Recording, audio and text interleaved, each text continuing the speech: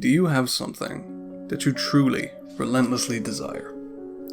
Despite your state of life, is there something else that you would go completely to the end of the world to get? Well, lucky for you, there's a way to achieve what you're looking for, and you won't need to go to the end of the world to get it.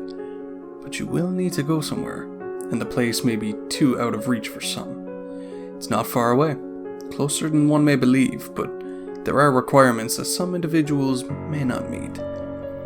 First, whatever it is that you seek, know that you must seriously desire what you want.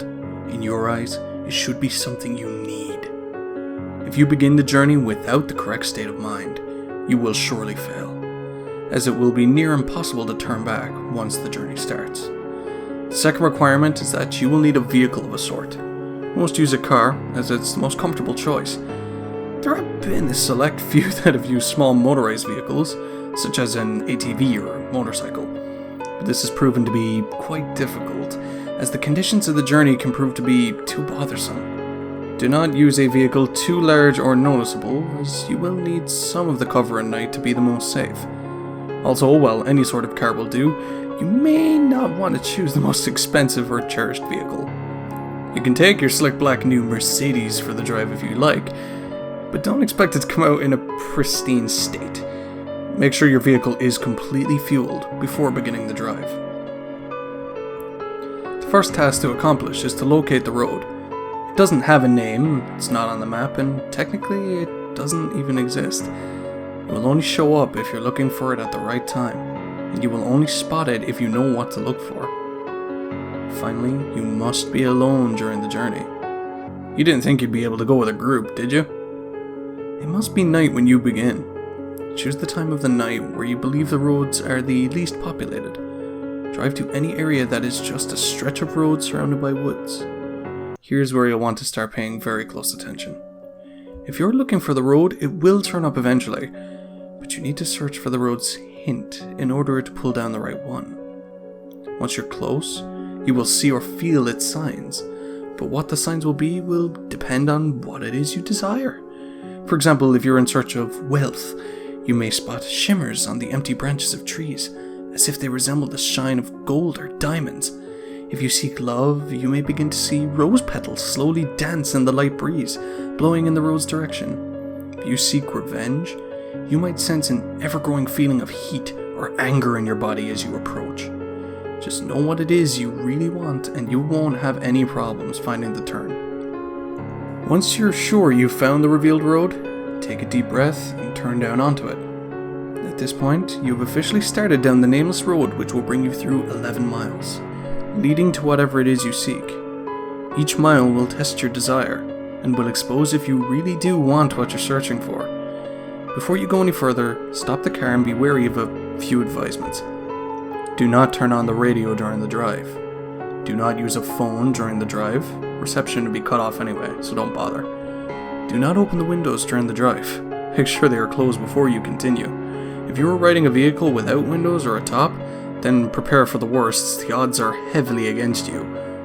Do not attempt to leave the vehicle at any time. You'll never want to exceed 30 miles per hour, unless you're desperate to make it through a particular section of the road. And most importantly, as with any drive, buckle up. Feel free to prepare and make sure you're ready. Once the road has been entered, time has stopped, so you don't need to worry about losing the night. Though you may not notice, you're not actually in your own world anymore. Take one last moment to realize that once the first mile is over, there is no turning back. If you ponder turning back at all, know that you shouldn't even be on the journey in the first place. Once all is done, start continuing on the road. On the first mile, you won't see much change. The road passes through mostly woods, with a few miles being an exception. The air will turn a bit colder, in which point you should turn on your heating system, if the vehicle has one. You won't want to take your eyes off the road later. Take some time to calm any uneasiness by admiring some of the night sky. You'll see it completely lined with stars, more than what you would ever believe possible. If the weather was cloudy beforehand, you'll also notice that the sky is now clear. On the second mile, the air will become even colder. This is primarily the reason why traveling in an open vehicle is very difficult and strongly unadvised. With each mile, the air will drop in temperature, even if the seasons should be warm. If the air is too cold to bear, even with the heat on, Your only option is to speed up. With each mile, the road also becomes more complex, taking more turns and showing an increasing amount of road hazards. Be sure to always keep focused on the road in front of you in order to avoid as many bumps or obstacles as possible. Hitting a few rocks and potholes won't hamper your progress too much, but you'll want to keep in the best condition for as long as possible. If your vehicle is forced to a stop because of damage, then there's nothing left you can do but eventually freeze to death. On the 3rd mile, you may begin to spot silhouettes of human figures in the linings of the trees. Pay no attention to them, even if they seem to be getting closer. It will be hard to resist peeking at their unnerving, distant appearance, but know that they will reveal themselves later. At this mile, the road will become dirt if you weren't driving on it to begin with. Keep to the center of the path, as it will become narrow and wide at random intervals. On a quick side note, should you ever attempt to turn around, despite the previous warnings, you'll be left on a path which never ends. You would simply run out of fuel eventually, and be left to freeze in the cold conditions. On the 4th mile, you will not only see more of the figures, but you will begin to, in a sense, hear them. In the back of your mind, a very faint, unintelligible whisper will echo. These will come and go, but you can't stop them. If they become bothersome or distracting, try and tune them out by thinking of whatever it is you desire. Attempting to listen and determine what the voices are saying will only attract them to you, and you want to be far away from them as you can be. They'll be closer later, so there's no use in bringing them near you this early.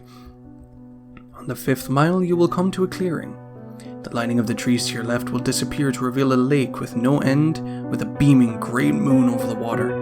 The illumination from the moon will be so spectacular that the vehicle's headlights will no longer be required. Restrain yourself from gazing at it. If you look at its light for even more than a few seconds, the road in front of you will end, throwing your vehicle into the water, in which you will freeze in mere minutes. The voices will be gone for this mile, but don't rejoice yet. They'll be back. On the 6th mile, take into account that you are more than halfway done. Despite the progress, you may lose hope here. The stars will have disappeared at this point, leaving the sky an empty, black abyss. The clearing will have ended, leading you back into the woods. The only light you will have will be provided by your vehicle's headlights. That they will flicker from time to time, even if you're sure they're in perfect working order. If you have a radio in the vehicle, it will turn on here automatically. If you didn't turn it off beforehand, it will produce an overwhelming screech that will send you off the path. A calm voice will then begin to speak about your greatest fears, what it is you horror in your life. It will speak in a way that will cause you to visualize the words in your mind, so don't listen to it. If you begin to comprehend what it's saying, the horrors will prove too much for you to stay on the road safely. Attempting to turn off the radio will prove no use. Speed up if you need to. Just keep your mind off the voice as much as you can. As you approach the end of the mile, the voice will fade out of the speakers, leaving your ears at peace. For now. On the 7th mile, the voices from the figures will return. It won't sound like a whisper this time, but more like distant screams, growing closer with each second. At some point on this mile, you'll hear one of them in your ear, as if one of them were right behind you. This is because one of the figures has found its way into your vehicle. Do not turn around. Their faces will shock you to a paralysis, leading you off the road. If you don't draw attention to it, it will become uninterested and hopefully leave you alone. These beings are said to be the ones who have traveled down this road before, but were not successful. They live the remainder of their existence in suffering, in the darkness, with their only goal being to bring other travelers down with them. It has been said from experience that these things cannot physically harm you, so as long as they don't cause you to wreck, you should be fine. On the 8th mile, slow down if you're going too fast. The road here takes very sharp turns, which if overshot will lead to throw the vehicle into a pit through the trees. The cold is near fatal here. If you were to have a glass or bottle of liquid in your vehicle, it would be solid in seconds. The heating system will have become completely obsolete. Your headlights will flicker more, sometimes even shutting off for a few seconds. You should brake if this happens, but do not ever completely stop. The figures will be following you at this point, and should you stop for too long, they will surround and trap your vehicle. More of their screams can be heard from outside your doors, sometimes even sounding of maniacal laughter. Their hands will claw at your windows, desperate to reach in and feel something living. Do not look at them. They won't block your windshield, and the last thing you want to happen is to crash and be trapped with them. If you don't make it from here, pray that it's the freezing that ends you. On the 9th mile, your vehicle will stall. The headlights will shut off, as will all other systems inside. There's nothing you can do to prevent this. What you will need to do is close your eyes and immediately attempt to restart the vehicle. Keep your eyes closed, as the figures would have surely surrounded you at this point. The starting of the vehicle will frighten them and they will all back away temporarily. This will give you a chance to start moving forward again. If you begin to hear the windows crack from their struggle, don't lose focus.